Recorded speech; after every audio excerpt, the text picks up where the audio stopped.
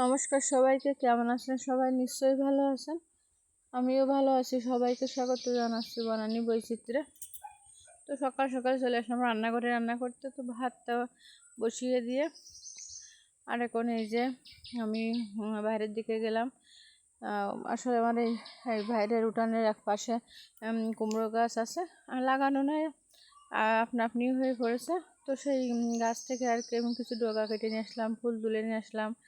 আর এদিকে এই যে হচ্ছে নিয়েছি, ভেন্ডি নিয়েছি, এগুলো আজকে রান্না করব। তো আমি ঢাকনাটা খুলে দেখি কি যে ভাতটা এখনও ফুটতে বাকি আছে। তো ভাতটা আমি আর একটু রেখে দেবো ফোটার জন্য। আর এদিকে তলায় কিন্তু বেশ অনেকটাই আম পড়েছিল। তো আমি ভাবলাম ভাত ফুটতে ফুটতে আমি আমগুলো কুটে নিয়ে আসি। তো আমি আমগুলো কুটতে আসলাম।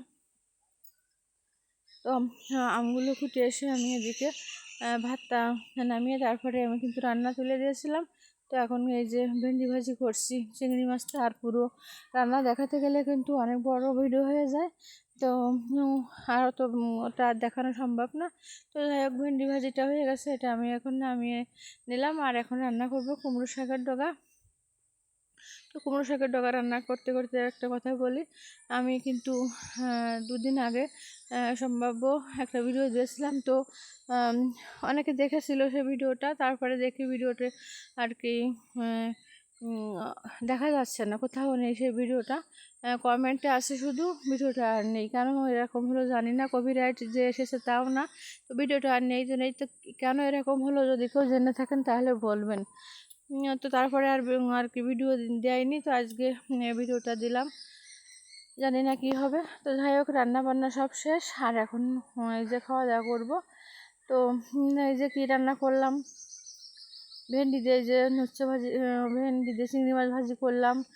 তারপরে উচ্ছে আর চিংড়ি মাছ ভাজি করেছি, সাথে আলু দিয়েছিলাম। কুমড়ো শাকের ডগা চিংড়ি মাছটা রান্না করলাম। আর এদিকে এই যে কুমড়ো ফুলের বড়াও তৈরি করলাম। তো এগুলো কিন্তু খুবই আমার সবগুলোই আর কি আমার প্রিয় খাবার। এই যে চিংড়ি মাছটা, আর কিন্তু সব কিছু রান্না করলে ভালোই লাগে, আমার তো লাগে, জানি না কার কেমন লাগে।